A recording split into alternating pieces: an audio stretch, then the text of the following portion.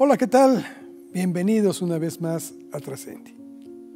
Hoy vamos a platicar con una persona que ha destacado mucho en la dirección escénica, en la coreografía, en el baile, en el ballet. Y ella pues ha dado un gran prestigio a nuestro país en el extranjero. Es Rubí Tagle. Pero por sobre todo ello, creo que es un ejemplo de entereza y de voluntad férrea lo que nos va a presentar. Yo le invito a que se quede con nosotros, nos acompañe, porque creo que le va a gustar mucho esta charla. Vamos pues con Rubí Tagle. Rubí, gracias por aceptar platicar con Trascendi. Coreógrafa, directora de escena, bailarina. Difícil poder saber realmente por dónde empezar, Rubí Tagle, porque en todo has sido una mujer que ha destacado muy fuerte y has dejado honda huella en todo lo que emprendes. Yo te pediría que pudiéramos empezar por partes y vamos a un dato que yo tengo. Creo que tú te inicias como bailarina en Monterrey. Así mismo. En 1982. Así es. Platícanos un poco, ¿qué te lleva a convertirte en esa bailarina? Sí, yo soy de Reynosa, Tamaulipas, y viajo a Monterrey para estudiar en el TEC de Monterrey Ingeniería Química y de Sistemas. De pronto sentía en estos crecimientos, entré muy joven, afortunadamente tengo hermanos mayores que estaban en universidad cuando yo nací, algunos en preparatoria, entonces fui un extra bonus, digamos, para la familia en ese momento. Entonces ingreso tempranamente a la carrera de ingeniería, iba a cumplir 16 años apenas, y me encuentro con una audición de danza para el espectáculo de danza moderna, pantomima y jazz de difusión cultural del TEC de Monterrey. Entonces audicionamos más de 100 personas, alrededor de 120, quedamos 10, 12, y yo quedé entre ellos. Y la primera clase después de la selección, era un calentamiento, era barra de ballet. Y si bien yo me había entrenado muchísimo en atletismo, en básquetbol, me encantaba bailar y demás, no tenía formación. En mi referente familiar no había una formación, digamos, de un techo alto a nivel del arte, ¿no? Entonces, ingreso ahí, pongo tremendos ojos en la primera clase dictada por la maestra Marianela Hinojosa de Shell. Me dice, ¿no sabes de lo que estoy hablando? Porque ella estaba sentada dictándola, como muchas veces sucede en el ballet clásico. Digo, no. Dijo, ven conmigo al final a platicar. Entonces platicamos al final y me dice, están aceptando la última generación de adultos en la Escuela Superior de Música y Danza de Monterrey. Deberías ingresar. Y me decían que tenía registro corporal como si desde niña hubiese estudiado ballet clásico, gimnasia olímpica, etc. Y de hecho todos mis compañeros del TEC tenían esta formación, muy amplia en cuanto a las técnicas escénicas corporales, ¿no? Entonces ingreso y dije, de aquí soy. Toda vez llegué a la Escuela Superior de Música y Danza, donde me encuentro con la maestra Hester Martínez, que ahora es una gran amiga. Nos convertimos eventualmente en grandes amigas y justamente encuentro mi sino.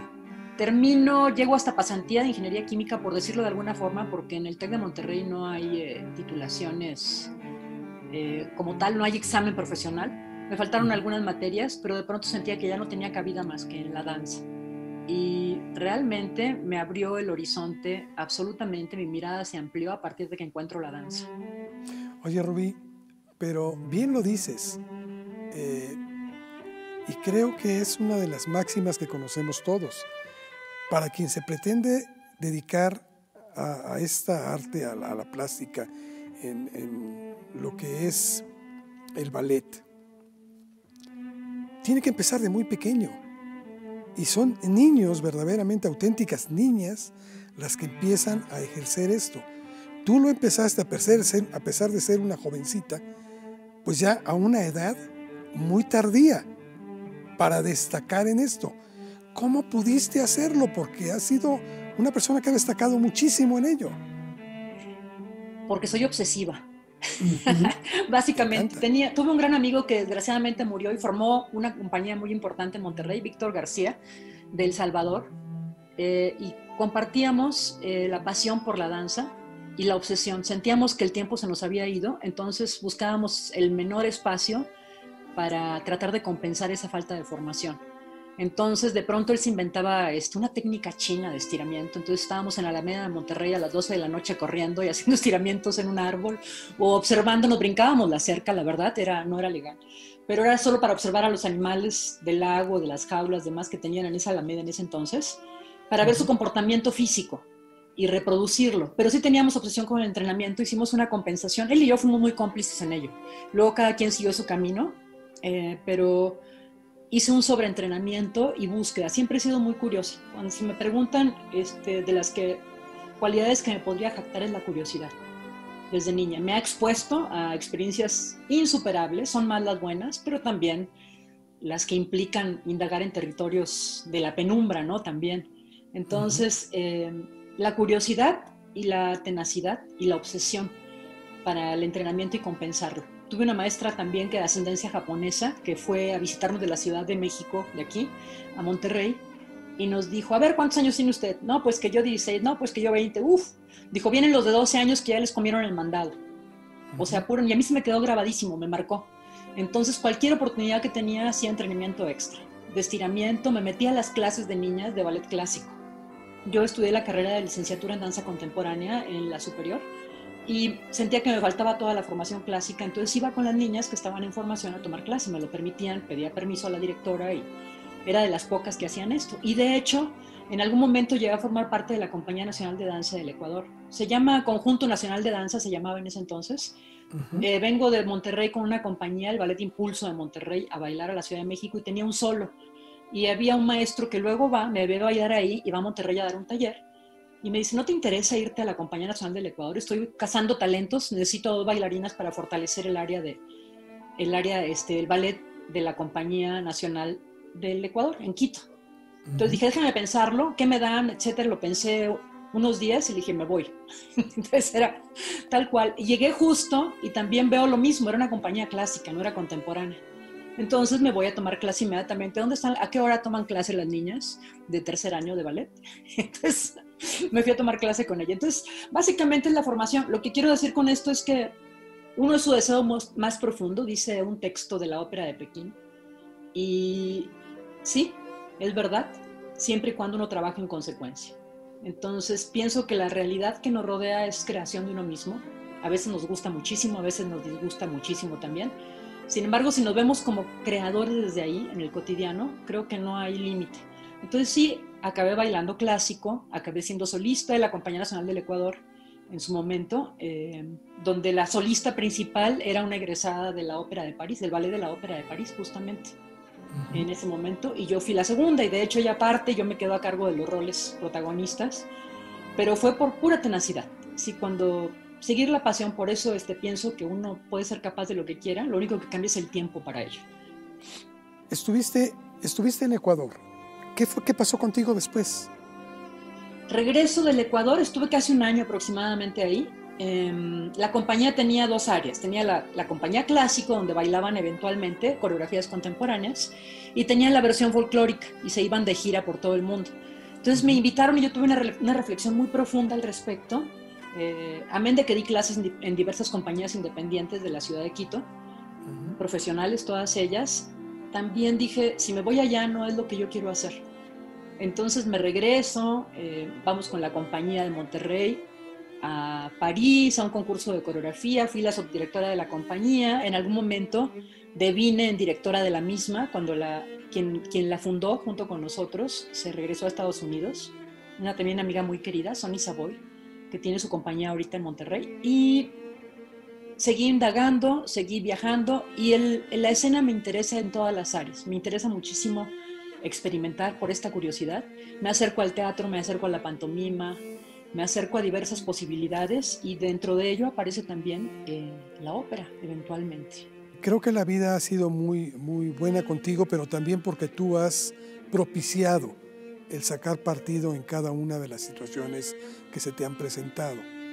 Tu trabajo ha sido reconocido en muchas naciones del mundo. Lo mismo Reino Unido, Estados Unidos, no se diga, Francia, Ecuador, como ya nos referías esto. ¿Qué significa para ti, por contar algunos países, porque tengo entendido que son muchos más, pero ¿qué significa para ti el ver que todo este esfuerzo verdaderamente te coloca como una gente triunfadora, que puedes aportar tu trabajo a generaciones? Gracias tanto por la presentación como por lo que acabas de decir. Justamente pienso que el triunfo es hacer lo que a uno le gusta. Entonces, a todo nuevo descubrimiento lo considero como un punto de partida para continuar. Entonces, sí, me siento muy afortunada. Me siento como dicen los cantantes de ópera, que los hijos de Dios favoritos son los mismísimos cantantes. Y yo me siento privilegiada, desde luego. Nada ha sido gratuito. Hay una cultura, tenemos la cultura del merecimiento por el trabajo y desde luego que yo la he aplicado. Pero lo considero, no me parece que he llegado, que se cumplen los objetivos. Pienso, y bueno, estoy aquí, ¿qué sigue? No por insatisfacción, sino por apetito de crecimiento. Me interesa muchísimo el desarrollo humano y veo un paralelo entre mi crecimiento profesional y el humano, justamente. Entonces, no los puedo separar. Entonces, sí, cada lugar al que llego es el siguiente punto de partida, ¿no? Para las búsquedas. Más que como para visualizarme como una persona de éxito, porque insisto, el triunfo para mí, el éxito, es hacer lo que a uno le gusta hacer y le apasiona. Y en ese sentido, soy muy afortunada. Entonces, básicamente ese para mí, el hacer lo que a uno le gusta cotidianamente, es el mayor signo de triunfo. Fíjate que me llamó mucho la atención algún concepto que tú manejaste en alguna ocasión, en donde dices que las oportunidades se encuentran precisamente por el talento de uno y que esto no es necesariamente por el sexo. Me llama mucho la atención porque hay muchas personas que ven limitado su desarrollo y se puede esgrimir, es que tengo menos oportunidades que otro, etc. Y tú hablas de que a final de cuentas las oportunidades son iguales para todos, que lo que cuenta a final de cuentas es el talento. ¿Podrías ahondarnos en esto? Claro, por supuesto. Te refieres a una entrevista que me hicieron para el IMBA, justamente como directora de ópera. Hablaba de ello porque me hicieron una pregunta acerca de por qué las mujeres merecíamos dirigir o llegar arriba en la ópera, ¿no? Entonces me hizo una pregunta muy curiosa, muy singular. Le dije, no entiendo la pregunta, porque yo pienso que todo creador tiene el mismo merecimiento y a mí no me interesa justamente la cuota de género. Si bien ahorita estamos en un momento histórico muy importante, o sea, de pronto se manifiesta de una manera violenta, no soy pro violencia, soy más bien humanista y pacifista, sin embargo entiendo las búsquedas, no me identifico con la parte violenta de ellas, pero creo que históricamente se han necesitado. Pero pienso que yo he trabajado, las relaciones las he construido por mi trabajo, en el sentido profesional, ¿no?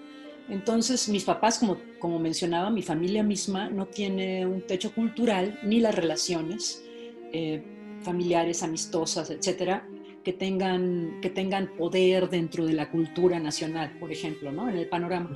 Eso lo construí, pero fue mi deseo. Por eso invito a la gente a que defendamos no la cuota de género, sino la cuota de excelencia en lo que cada uno hace. Y puede ser tan sencillo como tan grande. O sea, yo no me visualizo verticalmente. Lo que pienso, inclusive con mis alumnos, es que nos desplazamos en una línea de tiempo horizontal, hacia adelante. Y pienso que lo único que me diferencia de alguien que establece una diferencia con respecto a mi trayectoria es justamente la línea de tiempo.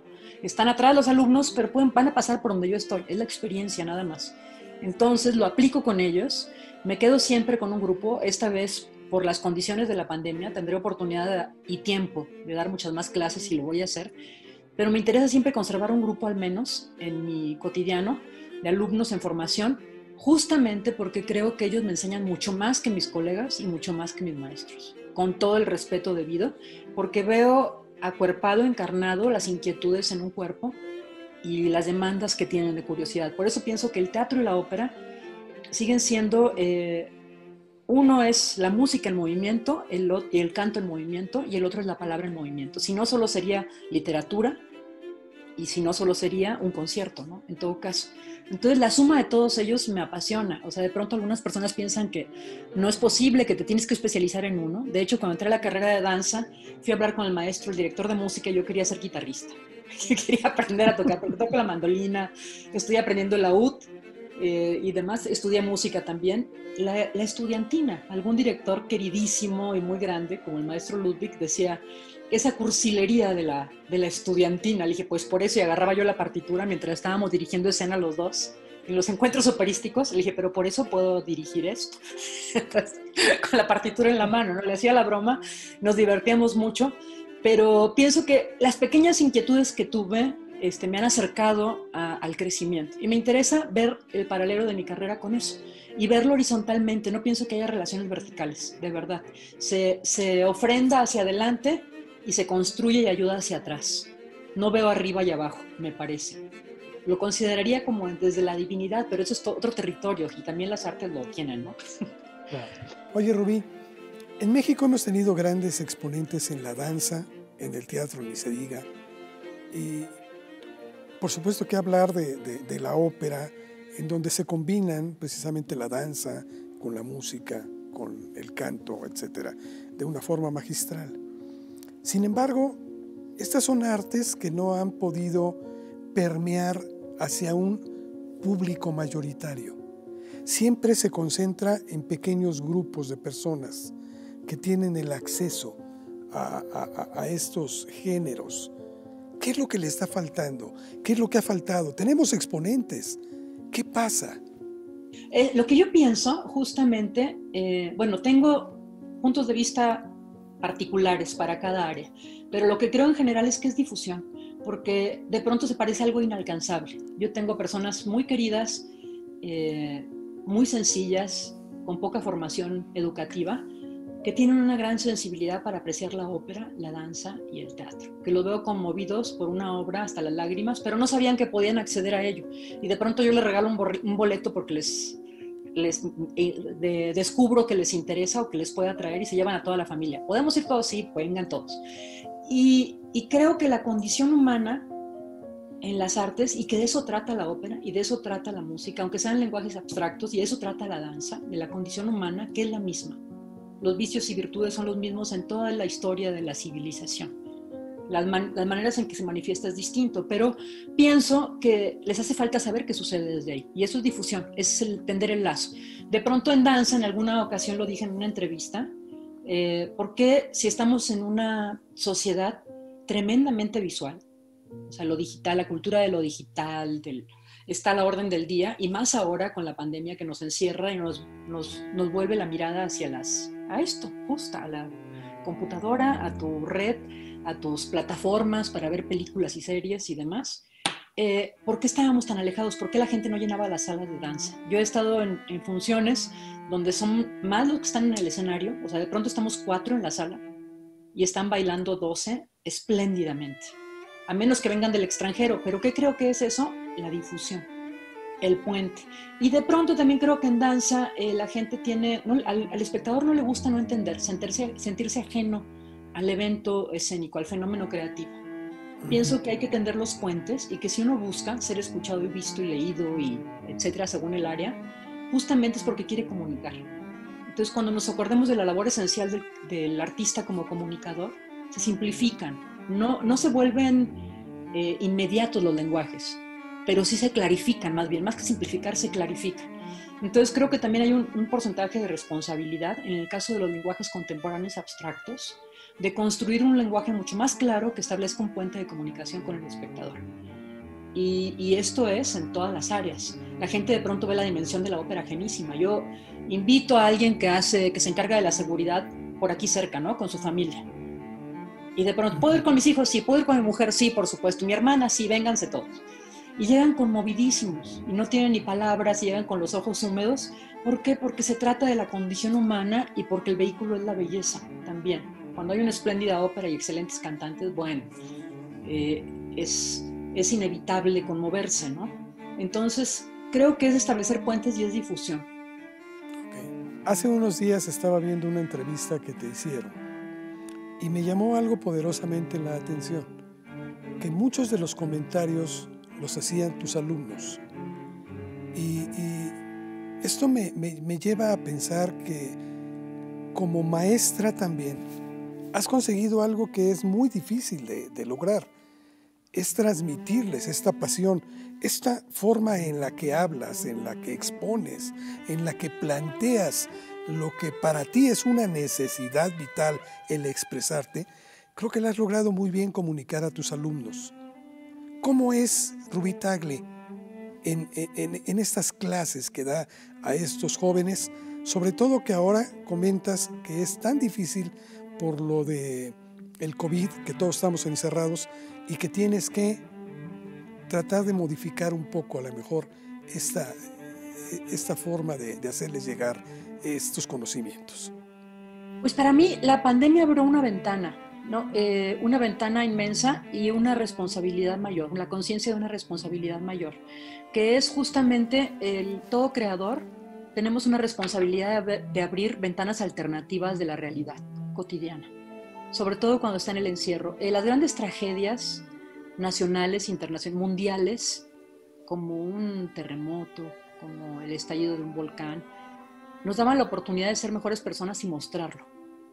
Y de pronto llega la pandemia donde todo el mundo tiene necesidades, pero la naturaleza misma de la pandemia nos obliga al encierro y a no relacionarnos. Entonces, para los jóvenes, que la gente pensaría que con su cultura digital inmediata les iba a ser muy sencillo, les fue tan difícil. Entonces me enseñaron, ellos me regalaron esta posibilidad y yo me tuve que, voy aprendiendo aún porque la plataforma la estoy conociendo.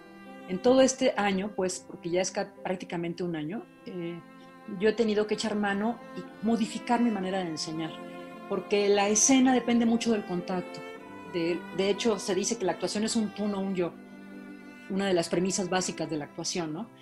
¿Y cómo haces eso cuando están a distancia? Y yo empecé a descubrir que era posible y a especializar y afinar mis ejercicios para compartírselos a ellos.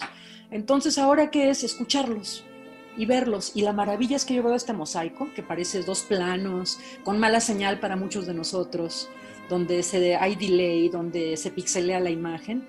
Y la gran revelación es saber qué le pasaba a cada uno hablando emocionalmente, solo con la primera imagen. ¿Estás bien? ¿Te pasa algo? Entonces aprendí también la posibilidad de articular, además del discurso de formativo, también el personal. No hubo manera, entran y entramos a la intimidad de cada uno, tanto ellos a mi casa como yo a las de ellos, ¿no? De pronto me enteraba de situaciones extremas muy difíciles para muchos de ellos y la desolación era evidente cuando estaba en sus rostros, porque les costó mucho más que a los que somos analógicos, por decirlo de alguna diferencia. La cultura digital ha padecido mucho más la pandemia. Y no quisiera hablar, o sea, no me olvido de que soy privilegiada, ni que todos los que estábamos estudiando junto conmigo somos privilegiados por poder estudiar lo que se quiere, desde aquí tener la red, tener la computadora para hacerlo, y que hay gente que tuvo que salir, ¿no? Si no, no comía. Eso es una realidad. No me olvido de ellos, pero tampoco puedo negar y ocultar esa ventana y la tengo que compartir para que la gente pueda jugar, ¿no? Pueda saber y aspirar a otras posibilidades y no hundirse. O sea, yo no necesito, me parece, hablar de la desolación para que a la gente que ya está desolada por sí misma. Sin embargo, está la desolación, pero hay una posibilidad de una luz, que es esa ventana, ¿no? Creativa. Entonces, da un respiro. De hecho, por eso la gente se volcó a ver teatro, danza. La ópera que dirigí, por ejemplo, El Trovador, para el Teatro Bicentenario de León, Guanajuato, se transmitió en Sudamérica, en televisión abierta. Veo una apuesta que tomó elementos de mi puesta para ahorita hace poquito en España. Entonces, bueno, pues es maravilloso, es maravilloso. Entonces los alumnos me enseñan desde sus cuerpos y desde sus inquietudes y desde la plataforma, este mosaico biplano que aún así transmite. Eso es importantísimo. Es un hecho que la pandemia pues ha venido a limitar toda actividad presencial cultural. Estamos, sí, como bien lo dices, buscando alternativas y saliendo adelante con esto. Pero tiene que llegar una reactivación en su momento. Sin embargo, ¿cómo va a ser esta ante ese otro fenómeno que también lamentablemente se presenta, que va a ser que si antes había menos recursos, a lo mejor cuando empiece va a haber todavía mucho menos porque van a estar dedicados a otras cosas. ¿Cómo ves tú, Rubí Tagle, esta reactivación de espectáculos culturales en el país? Bueno, el panorama es difícil, desde luego. Mi papá, cuando yo empecé a dedicarme a la danza, me hacía una broma. Él fue masón y era una persona muy culta dentro de su entorno, era muy respetado. Creó la barra de abogados sin haber sido abogado, fue profesor, catedrático, graduado, titulado. Sin embargo, significó para la gente un referente, o sea, fue defensor de oficio sin ser titulado en esos tiempos. Entonces le gustaba hacerme una broma y provocarme. Entonces, dice, cuando fue López Mateos a una zona rural, lo acompañaba Vasconcelos y acababa de publicar el Ulises Criollo. Entonces llegaron a una zona rural donde los niños estaban en un piso de tierra, descalzos, con guacales como mesitas para escribir en ellas. Entonces que el presidente voltea y le dice a Vasconcelos, bueno, y a ver cómo ves si le receta un ejemplar gratuito de su Ulises Criollo, a ver qué piensan estos niños. Entonces, lo que me quería decir con esa anécdota, siempre la recuerdo con un singular cariño, porque lo que me quería decirme, lo que quiso decirme en ese momento es en momentos críticos históricos de la población, no es importante el arte y la cultura. Sin embargo, lo sabemos que sí, pero él quería que yo lo articulara y lo defendiera. Entonces, claro, tenemos que ser muy responsables en nuestro regreso. Van a estar acotados los recursos. De hecho, yo tengo ahorita 4 proyectos que están esperando. Uno de ellos puede arrancar con semáforo naranja o amarillo. Los otros van a ser en sala y estoy a la cabeza de esos proyectos. Sin embargo, he estado defendiendo mucho que con los mismos creativos, escenografía, vestuario, dije, vamos a reciclar. Dije, no por ello, o sea, a demeritar en el diseño. La creación es distinto. Entonces yo voy a defender como cabeza de proyecto los recursos humanos. Pero los invito a que gastemos menos. No quiero reducir su diseño a madera y a tela. Pero me refiero a la realización. Dije, vamos a buscar la posibilidad de que esto sea el mínimo. Porque tenemos que ser muy conscientes y esa es la responsabilidad para mí. Entonces es lo que estoy intentando y lo estoy permeando. Mis equipos creativos, estoy en eso. Vamos a bajar recursos de lo material y no bajemos lo humano. Que no se demerite el quehacer creativo porque no se va a demeritar el diseño. No se va a hacer menor. Sin embargo, se requiere de un esfuerzo mayor sobre lo que ya ha hecho construir un nuevo concepto, ¿no? O sea, sobran estas escalinatas de acá, sobra estas mamparas de aquí, y estos corsés los puedo usar para usarlos con estos jeans, qué sé yo, por ejemplo. Rubí, hace un rato yo te comentaba que eres una mujer muy exitosa en todo campo que incursionas. Y creo que tú a lo largo de esta entrevista me has dicho el porqué. Y es por esa enjundia, por ese no amedrentarse ante cualquier reto y que das siempre el todo para salir adelante.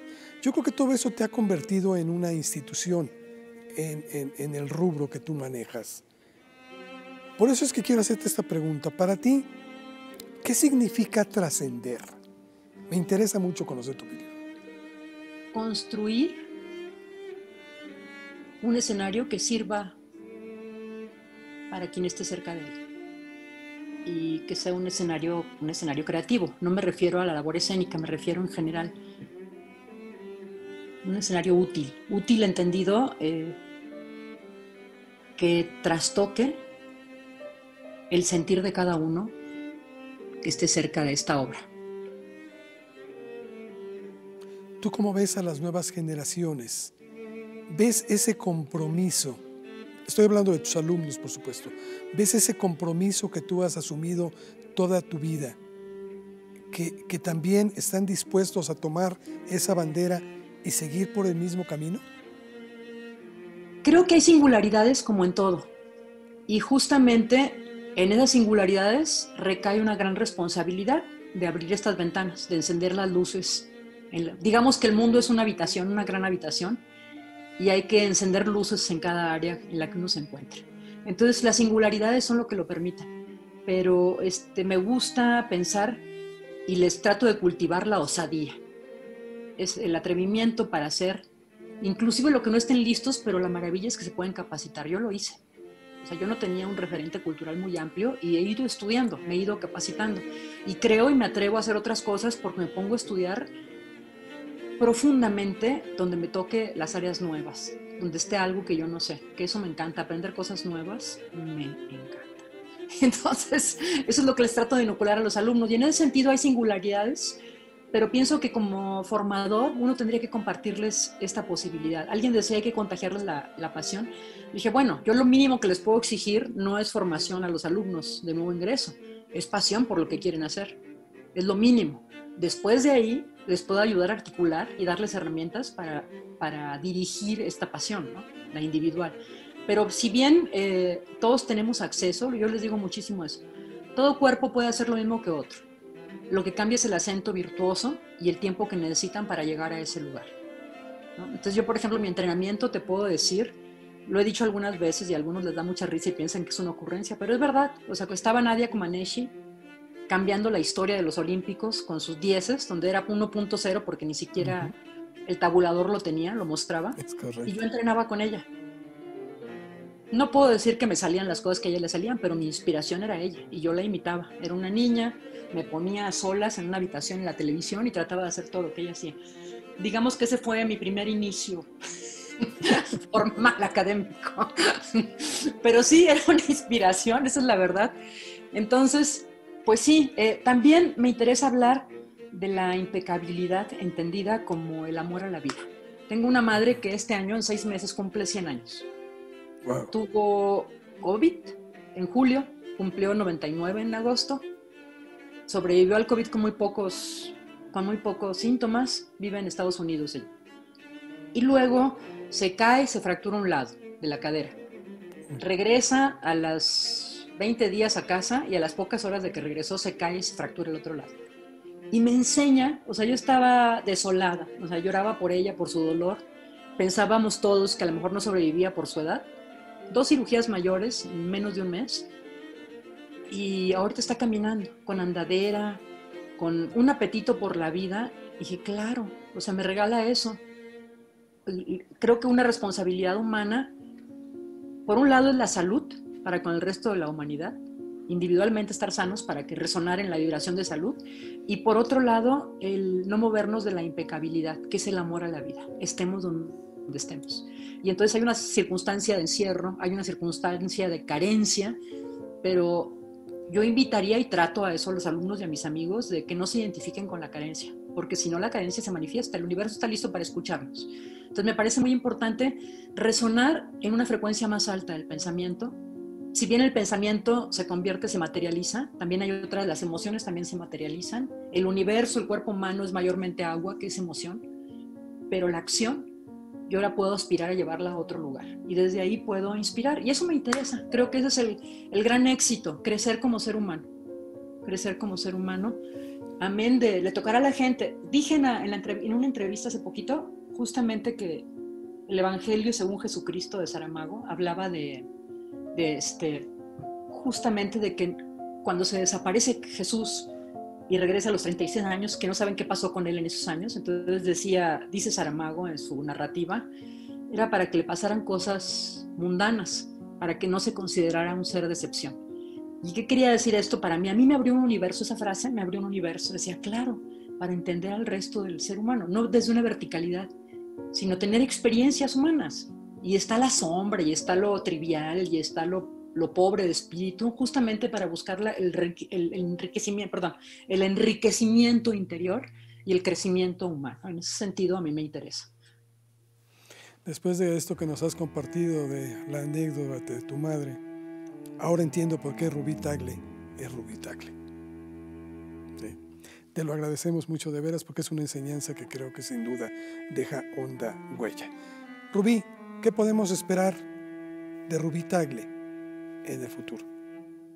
En lo práctico, en lo profesional habrá varios montajes, pero en lo humano seguir buscando, seguir tocando puertas y ojalá y logrando que se abran cada una de ellas, o si no la mayoría de ellas. Seguir insistiendo en eso y compartiéndoles justamente la mirada de ello, haciéndolos que asomen junto conmigo en mis creaciones, por supuesto. Estoy seguro que lo vas a conseguir, porque cuando tú tocas y no lo has mostrado, tocas muy fuerte y esperas a que se abre. No te quedas y te retiras.